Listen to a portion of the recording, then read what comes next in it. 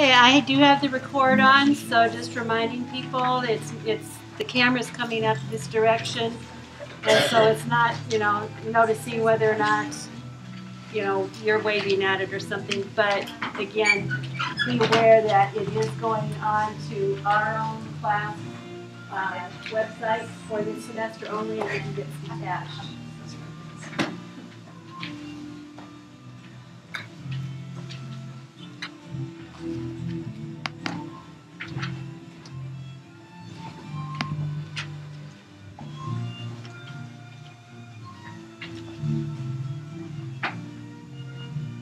That's really full of hiss.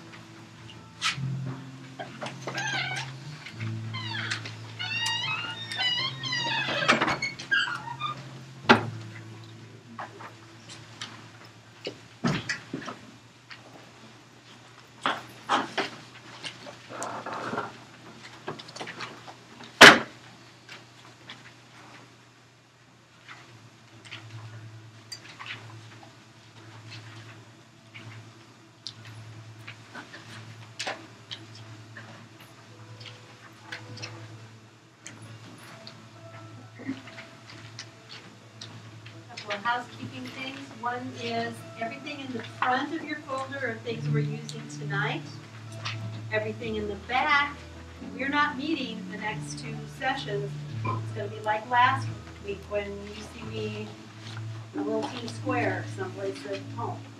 Okay, so make sure you get both of those, because I always end up having somebody have to come back and pick up their handouts because it says, look at your, this and this and this, and you got to have it to feel like you've got all the pieces. So this would be a good time to take the things out of the back and stick them in your bag so you don't walk away. And also, if name tags are on, and if you forget one week, it's not the end of the world, but it's just helpful to be able to say, could you give me a piece of paper, Mary Lou, instead of just, hey you, one of the important things we do in this program is we learn about one another, because people that I went through the program with are still my first calls when I have an issue that I want to know about what's going on in this district, or what's happening in early childhood, or the people that you meet. So when you're getting in groups like you're going to tonight, you should be introducing yourself to all the people. So that the people that I see in my doctorate program, when they come into a classroom, they come in and they introduce themselves to everyone that's around them, and they learn the names of the people around them. They don't need to keep doing name tags, but they appreciate it because they know that name is power.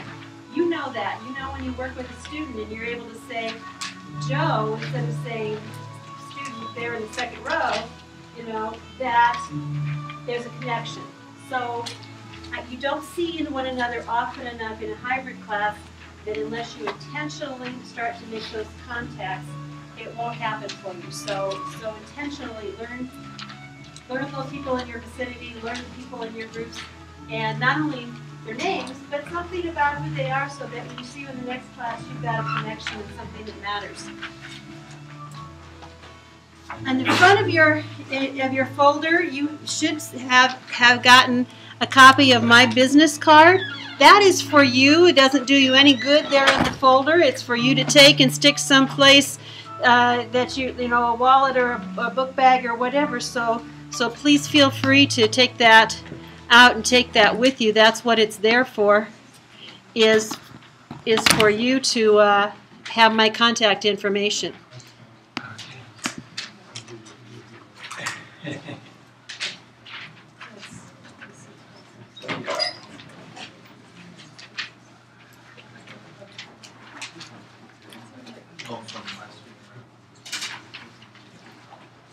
I should be up with assignments that were turned into me.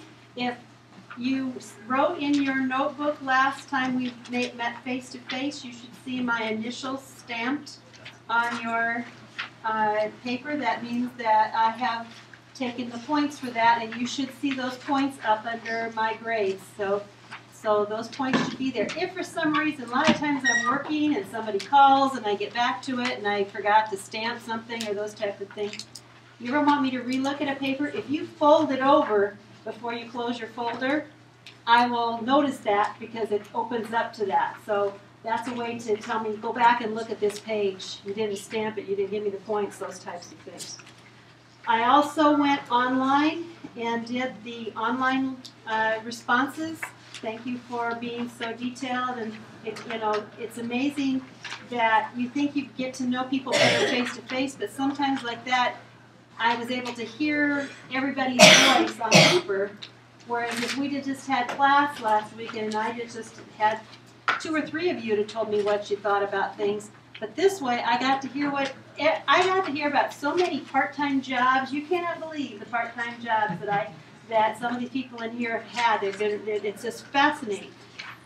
The one thing that bubbled up out of this group that I'm not used to seeing is when we did the 4-quadrant thing where it said low, low, low, high, high, low, high, high.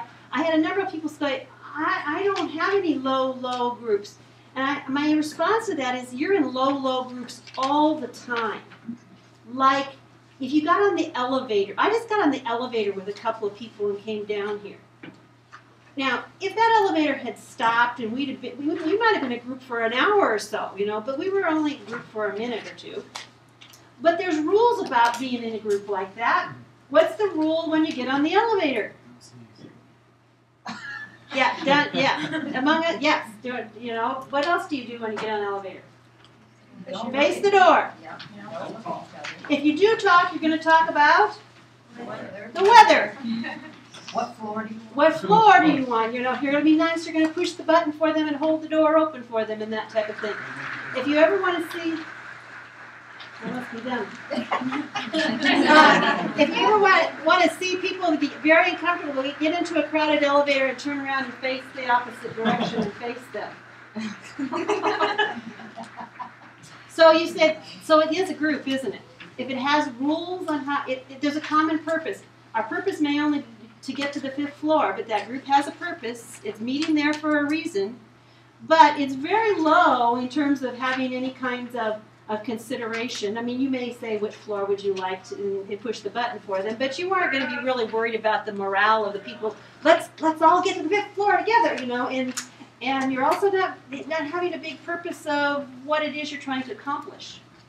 So there's all kinds of those, that you're in a day, in line in the grocery store. Again, there's certain things we do and don't do, isn't there? How do you like it when you're in the 12 items or less items and they come in with, there's rules to it. It's a group, but it's low, low, and we're in them all the time. And so my point of this is, start to notice the things that we take for granted every day. I mean, when people were talking about groups, they mainly were talking about jobs that they had, or things that, like they were camp counselor for an entire summer, those types of things, and they think about the big major high points. But a lot of times it's the things that you don't notice unless you are looking for them that make a difference. And so one of the things that we're doing, one of the reasons we're going back and talking about all these different types of theories is not so that you can say, I know 26 theories of it, but so that you start to have a higher awareness of yourself and what's happening around you. And maybe you'll act a little different on the elevator next time. If you turn around backwards, don't say, I told you to do it. Anyway, so if you don't have your survey or questionnaire or whatever I called that, done. Don't worry about it. There will be time, and we'll take a break at that time, and you can do that then. Do not stop what we're going to do right now to do that question, or even if it doesn't get done before you go home. It is not, oh, that's bad. It's not highly important. One of the things that I have done throughout, besides giving you some classic articles, I've also given you these kinds of self-study survey types of things, not because they're so scientifically wickedly, you know, oh my gosh, I didn't realize that I was this kind of person and now I know. But it does make you question and think, okay, this survey came back and said that I'm very directive. Am I, or is that the way other people see me? And you start to have these conversations inside of your head about yourself. Because it's your own leadership that, first of all, is going to make a difference on how you impact others. So some of the ones that are in there, like I gave you one tonight on path goal, you can do it if you want to. I'll never know if you don't do it. But along the way, doing some of those later on when you have to write your leadership beliefs and what your strengths are as a leader, which happens later in this semester, you can use some, you know, from some of these as some of your data on why, besides I just think that I'm really a very theory-Y type of person. You take that study and says, you know, I found out that I fall more on the theory Y than the theory X, and it's not just you that's giving that information. So far we've together and apart have done the traits of leadership, right? And then my cat and I talked to you about the behaviors of leadership. And she's that type. And then tonight we're going to talk about contingency and situational leadership. They are different things. But for practical purposes, they're not. When I went through this class, we had to learn that these theories were contingency and these theories are situational. So to be true to that, after my slides tonight, in my handout I gave you the slides, I also gave you a grid that talks about the different theories, and it shows the difference between situational and contingency theories. If that matters to you, you can look at that and pay attention to that. I do not, because to me, situational and contingency leadership both have this kind of, it depends. You know, that you aren't going to do the same thing on Monday afternoon that you would have done on Sunday night. You're not going to do the same thing when you're 62 that you did when you were 32. You're not going to do the same thing leading a group of kindergartners as leading a group of high school juniors. Well, maybe, but you're going to say it a little differently. And so this is all that. I got a lot of responses back when we were looking at behaviors saying, I'm in between. I'm not. Sometimes I'm one and sometimes the other. And that's the answer that situational leadership came about. Is it, you know, you're not always authoritarian if you're very successful. You may be more likely to be authoritarian. You know, there's places where you navigate toward.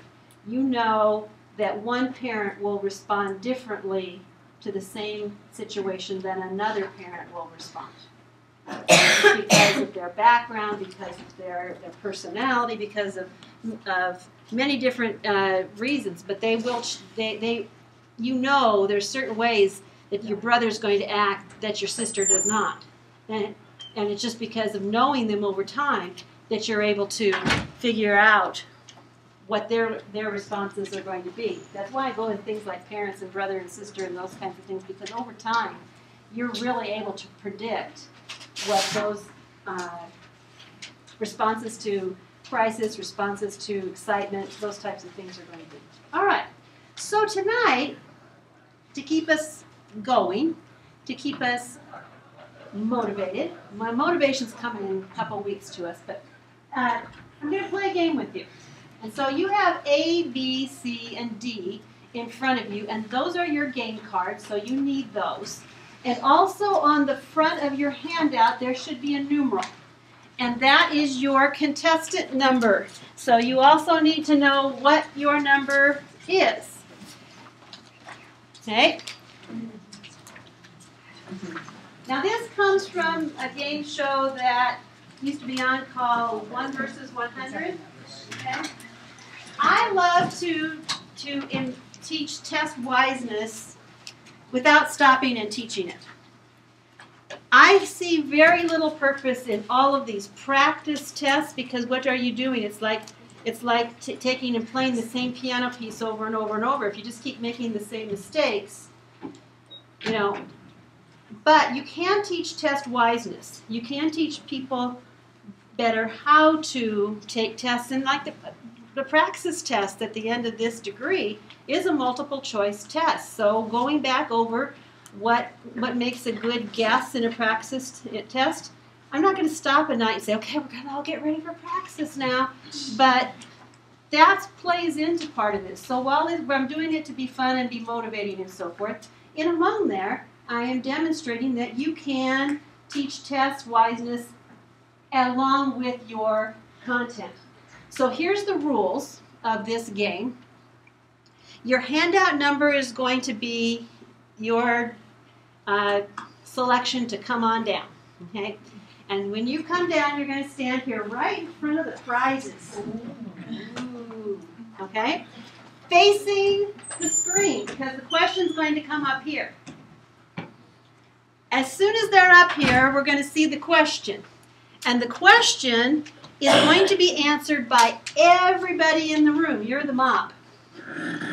So you will pick up the number that, the letter that you think is the right answer.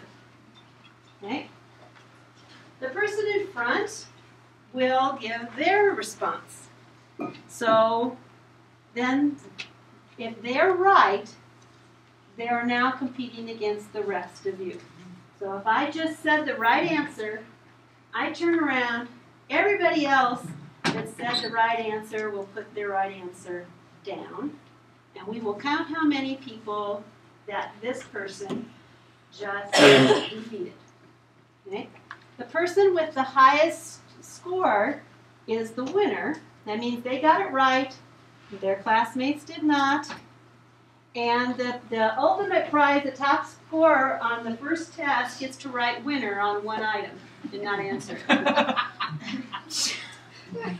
You'll like that when the first test comes and you wish you'd won. But you know what? On the other hand, it's not gonna ruin anybody's day for one item. Okay? In the meantime, every person that comes up here, because you get up here, you get to look at the prizes and choose your prize first.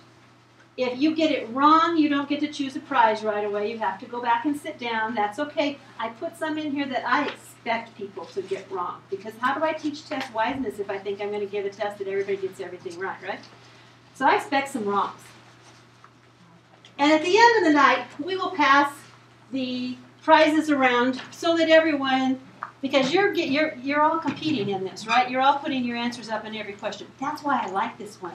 Because if I play a game and I say, okay, first question goes to Drea, everybody else stops thinking at that point, oh, is she getting it right or wrong? But now in this game, you all have to put an answer up too. So let's practice. Practice question. Get a prize for the practice question.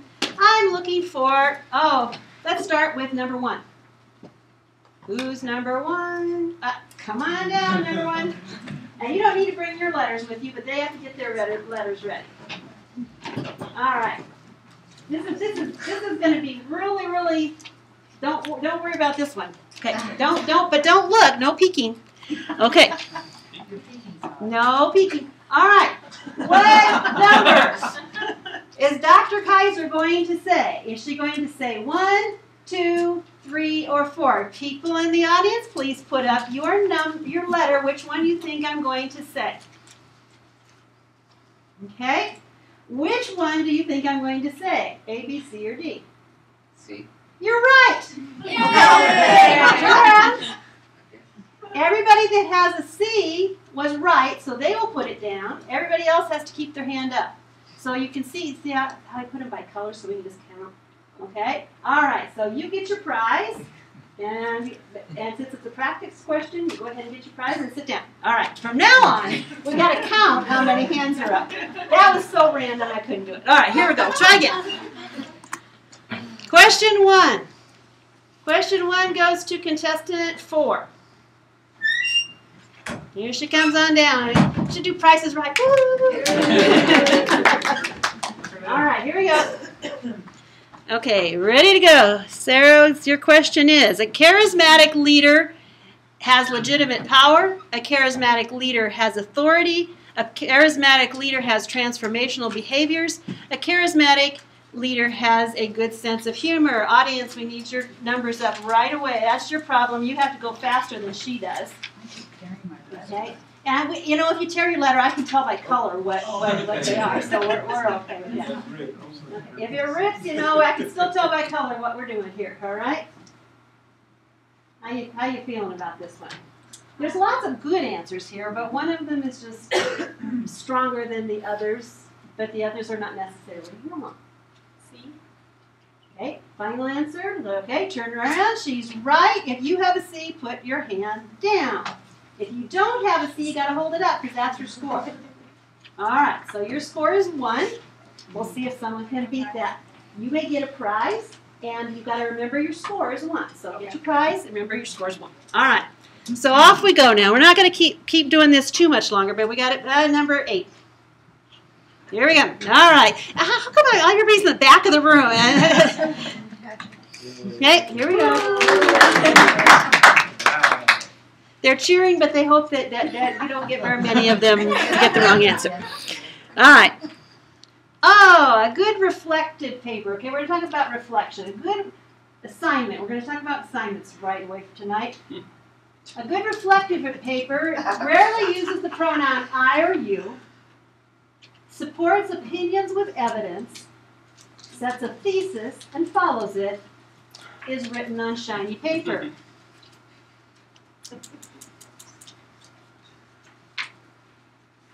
Okay, last time to get a score up. All right, we're all up. What do you? Leaning towards B. Okay, his answer is B. If you have B, you need to put yours down. So your score is 2. It is B. It is correct. So okay. Get your prize. You're on 2. I want to talk for a minute about reflection because before you see me again, there's going to be a paper coming to me. So I, again tonight, put in the rubric. It's behind your handout. It was toward the back. And anytime that you don't have a handout, you don't have to talk to me about it. I put all my extras right over here, and you can get one from over here. Okay, the rubric has a total of 30 points available. An A is 25. So your goal, and you may write on this rubric, this is just for you, your goal is to get the things in the 5 column. Why do I put a 6 on my rubric? Because there is no ceiling. There isn't like good enough. There are people that extend past that, and they need credit for when they are able to or have serendipity to be able to move past that. I strongly suggest that we do have an exceeds place for people whenever we're evaluating them. So you're looking at 5s. 5s are the things that I'm looking for. And then all those points that are 4 and 3 and 2 and 1, I very seldom give a lot of those, but those are all there for you to say, don't do that. Okay? So if you look at a good reflective paper, and you were starting to do reflection with me in the responses you were giving last week on the online assignment. When you're doing a reflective assignment, it is okay to say I in it. Because it's about what I think and I believe and those kinds of, so I is okay. You want your paper to be totally unique to you. It shouldn't sound like a book report about what somebody else thinks about stuff. It shouldn't be about the leader. The leader should do this, the principal, It should be about what you think about leadership.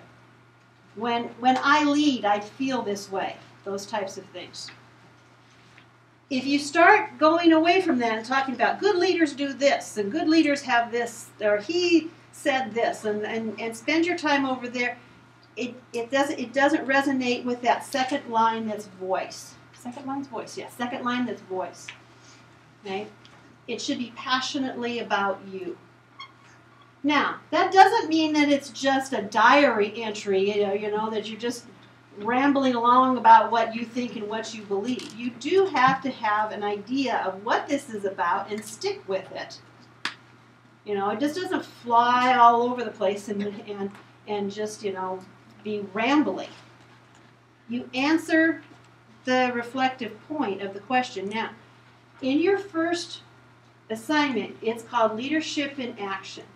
In Leadership in Action, you go out and do something that deals with leadership that takes some work on your part. For the most common response to that is to go to a building leader and interview them. In some classes, they actually call this assignment the principal interview. But I have people that are in higher ed or want to be in higher ed or want to be an AD or, you know, a lot of other things that they don't ever see principal in their sites. And so they shouldn't go out and interview a principal. They should go out and interview the dean of the college or, you know, somebody else entirely. But you also don't have to interview anybody. A lot of you are in leadership positions and you can use the work that you're doing as the leader yourself to talk about the action of the leadership. Now there is a page on your blackboard that says assignments that explains it. There is also a paper copy in the first night's handouts that explains it. And what I will tell you about that also is that what this is good for is getting you ready for the next writing assignment. Because it gives you some examples or samples of what it is you're saying so that when the next assignment is your leadership belief and plan. So in the second part of this that comes later in the semester, you're going to say, this is what I stand for, this is what I believe, these are my strengths, and these are the areas I'm going to work on, and this is how I'm going to work on to become the leader that I know I can be. Well, to do that, having this first prepped assignment ahead does two pieces. One is you and I you can see where I am on how you write papers like this. I used to do it all as one, and then it was too late in the semester, and it was like, oops, gotcha, you didn't quite write the way I was looking for in the reflection. So it gives you a little heads up early in the semester. But it also gives you an example or sample. A lot of people just continue the first assignment and just double space and keep on going and write the second assignment right on from there. You don't have to, but you can. So, on one of those online lessons, there is a thing that talks about interviewing someone.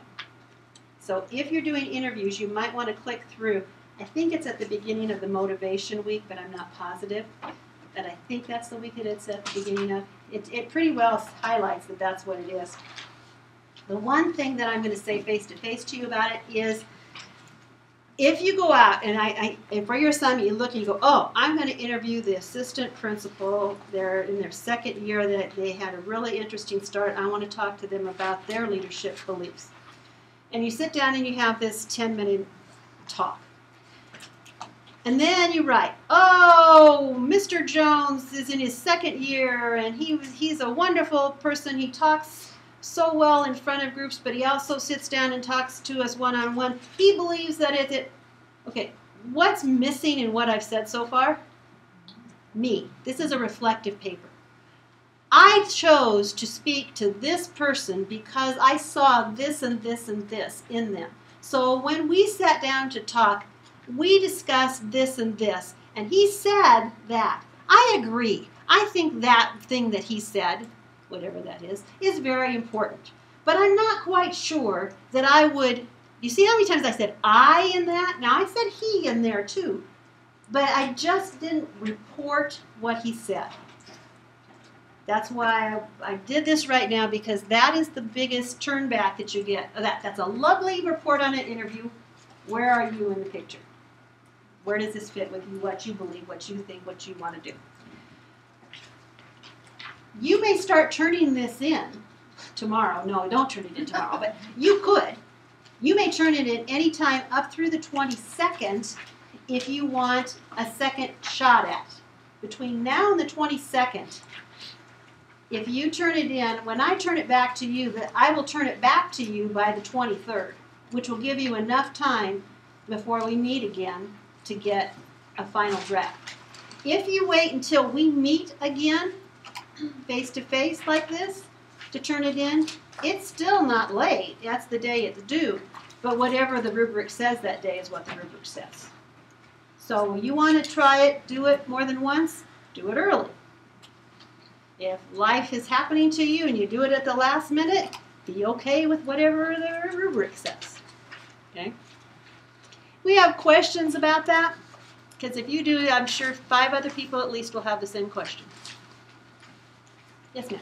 Do you want us to email it through Blackboard? Yes, you will upload it to Blackboard just like you did there should be an assignment upload place for that, and I will double check that and make sure it's live tomorrow.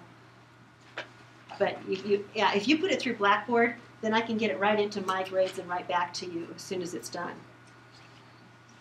Now, if you email it to me, there's some lag time. You'll get it hard copy the next time you see me.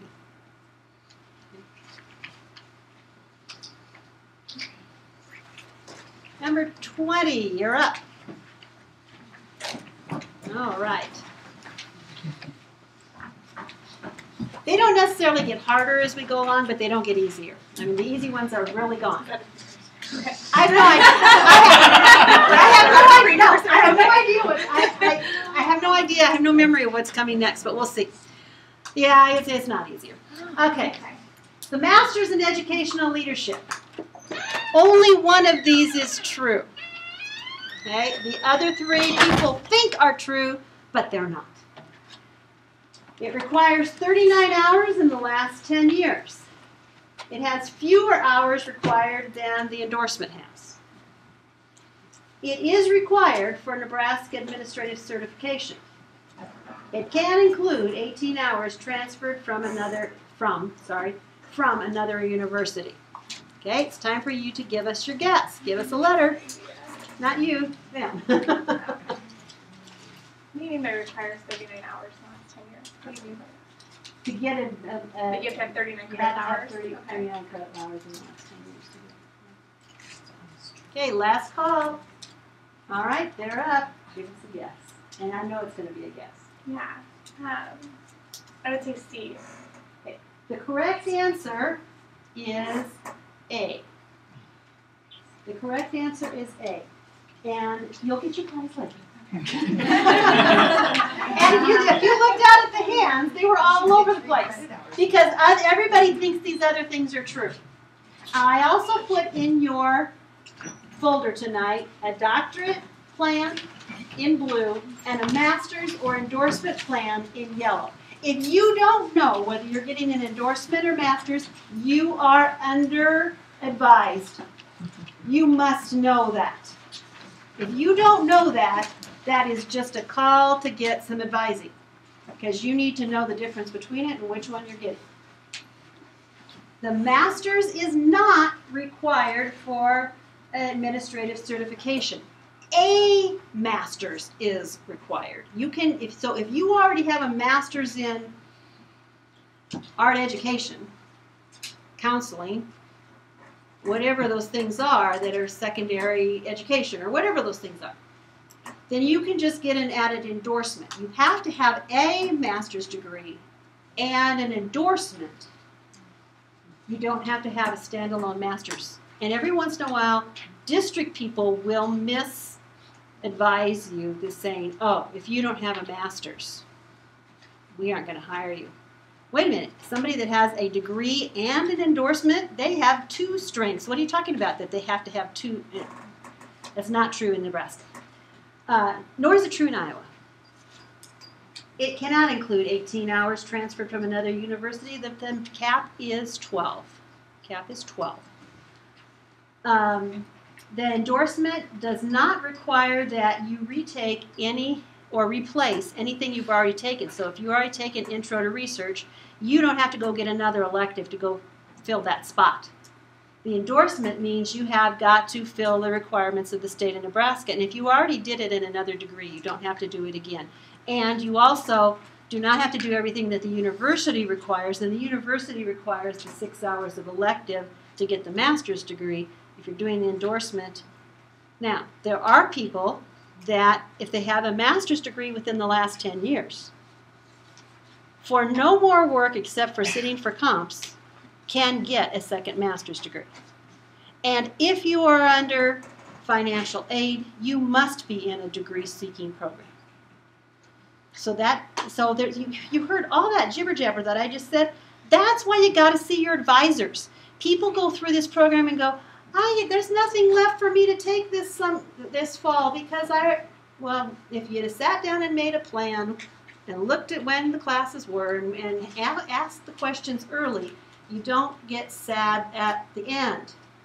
So bottom line of this is come into the office and get advising. Don't ask somebody that was in the program last year. It's different. Don't ask somebody that's sitting across the aisle.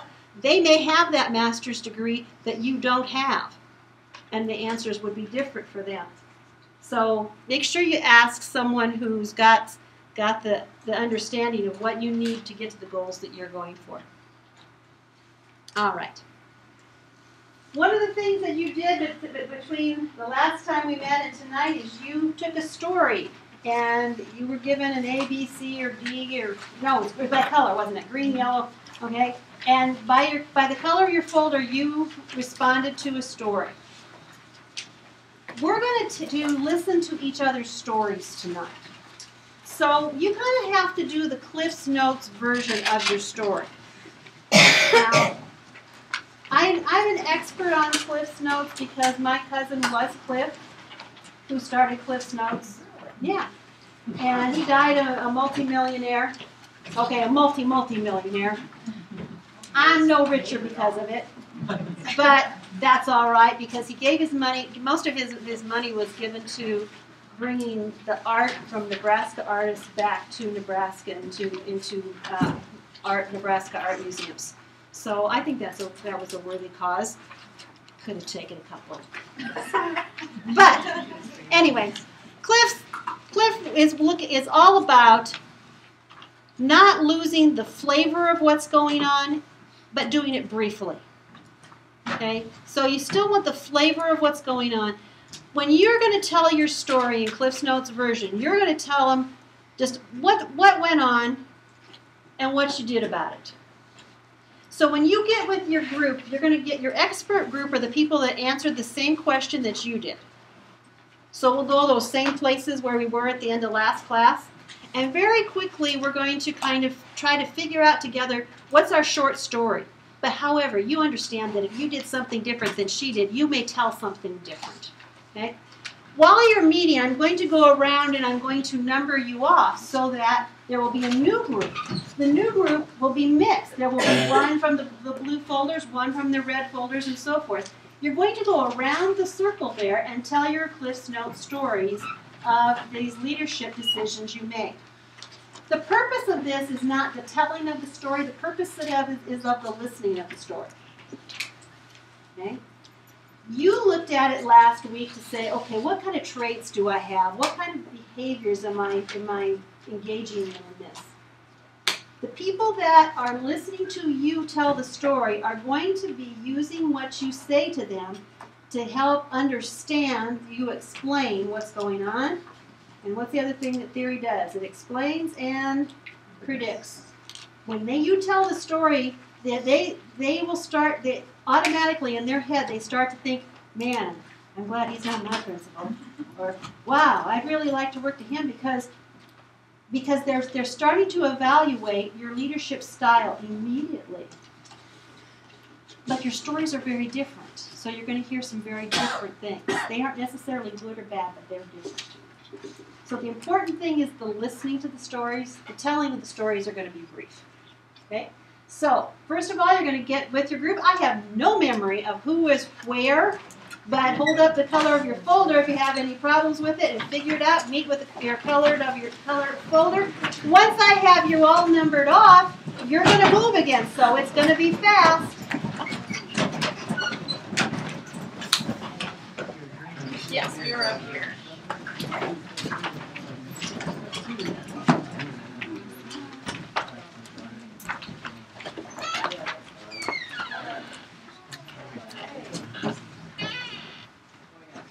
You don't have much time. You better be going. What are you going to say?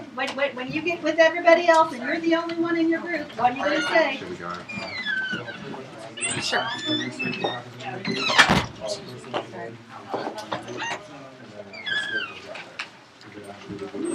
Maybe